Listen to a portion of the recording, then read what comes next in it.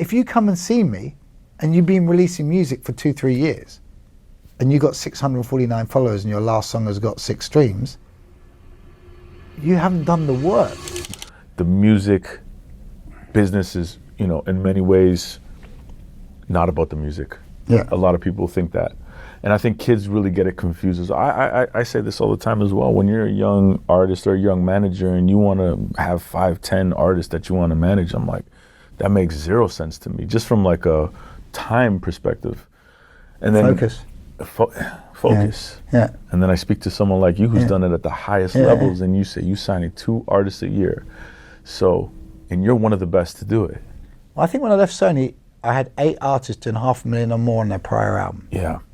But by the way, once an artist has made their second album, the third album, they don't need you as much. You're doing They want to come in and talk to you and chat with you. Yeah. But you Catch ain't gonna. up, Yeah, they might say, yo, can you do me a favor? Can you call so and so and so and so? Yeah, I can do that, right? Exactly. But you're not calling around telling people, I'm handing you demos on a fresh. I'm doing the amplification. You're doing this guy's totally fresh. I don't have. It's half as much work, a third as much work. Yeah. By the way, they might take 2 years touring because they're so big. Yeah. So in the 2 years touring, what am I going to do? Right. Sit there waiting for them? No, I have to go and do a new thing. So you're going and building a new thing. New one. So by the time I finished at Sony, we had 8 artists do $500,000 a prior album. And that's the amazing thing to hear this, Dan. Because people think of the music business so fragmented and so different. It's like, oh, like anybody can be an artist today, day and age. You're giving a very fresh perspective, I think. Yeah. Where it's like, no, this is still about the music. No, like, it's always about music. It's called the music business. Yeah. You've got to make a tune. Yeah. But by the way, if you make a tune and you haven't built an audience, who are you playing it to? Right. If you haven't built an audience. In this day and age, you think that it's I keep saying this day and age because I like to go back to that, but because I did hear you talk about this before. It's like, and I think this was an interview from like 10 years ago, where you said, it'd be nice if you had an audience. It's way better if you have 20,000 people that are listening to your shit, but it's not about just the audience. But what about now? If that kid that's got 6 streams on Spotify, you're basically... I'm saying, dude's been out there for... I said to them, poor guy came in and presented to me, said, I am private on Instagram. I am not famous. I'd only accept you if I find 2 or 3 people that follow you that I know, right? Yeah. If you just say, can I follow you, and I've never met you, delete. Because I put shit up there about my kids sometimes on there, do stuff about jiu-jitsu on there, stuff that I care about. I don't want somebody else looking at, it's none of their business, right? Yeah. And I'm not political on there, it's none of my business, I don't want to, that's not my shit. But I do that. I said, I told him I had 1,200 followers, I had 1,700, didn't realize it, okay. I follow 1,300 people back, so that's not a good sign. And his artist had 689 followers and followed 649 people. And I was like, how long's the artist been going? Oh, 2 years. I said, if I was young and I was public, I'd have 10,000 in 6 months. Yeah. I'd just be up there and I'd be doing it. I've seen artists come in who are so exceptionally beautiful, male or female, that if they just did nothing but smile and look cute, they could have tens of thousands of followers. 20,000 like that. Okay. Yeah. If you add in music and personality, they can have 100,000 in 2 years. And if they add in one good song, they could have 100,000 in 10 weeks. But if you come and see me and you've been releasing music for 2-3 years and you got 649 followers and your last song has got 6 streams, you haven't done the work. You're right. You haven't done the work. Yeah. My son's really good at baseball. Why'd you say that? Because every time I pitch him the ball in the garden, he hits it. Good analogy. Cool. Yeah. Right. You want to now go to LA Dodgers, they just won the World Series, is that true? Yeah. And you want to say to the head coach, you don't even want to go in and see a scout. I want to see the head guy. And say, okay, why are you here? I want you to meet my son. Has he played Little League? Has he done this, has done that? Does he play for his school? Does he play thing? Oh no, But trust me, when I throw the ball at him in the garden, he hits on the backyard. He hits it sweet. Trust me. Trust me. Right. So that's like, bro, there are certain things you have to do before you get to talk to a professional body. What are some of those things? What are 3 things? Find an audience. Post regularly on social media and make some music, and make sure you're not got your followers because you're a male ripped and take your top off and looking cute and little girls loving you, or a girl that's got half her cleavage hanging out and did it, and people say, oh, she's got loads of followers, and I'm like, yeah, because teenage boys are crazy on her. Make sure that if you have a following, it's not because you're a makeup influencer or this. Make sure it's because you're showing you're a musician. You're showing you like singing, whether it be covers or originals, whether it be you're finding viral things and you're singing them or doing. You're trying to. By the way, Adele hardly does any promo.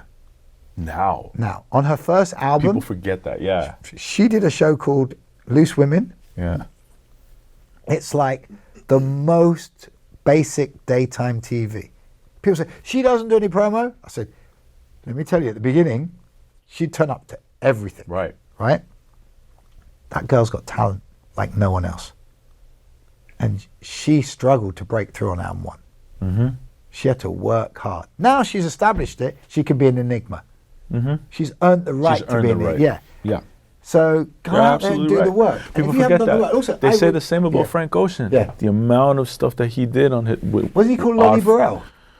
Frank Ocean? Yeah, he was dropped. He was on a different label, and I think he was called Lonnie. I might be wrong. I did not know that. He was under a different name. I know he was with Future and them, like he did the stuff with Tyler the Creator. And I think he was signed to Def Jam under a different name.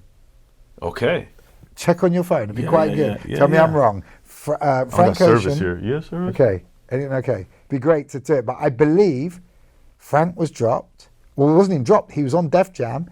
They weren't even feeling what he was doing, so he made a new project with Malay, the producer, and they put it up on SoundCloud or wherever it was, and everyone started buzzing on it. And one of the people that called them was the A&R from Def Jam who'd signed him and said, yo, we love this thing. And they're like, you know it's the artist you already have signed.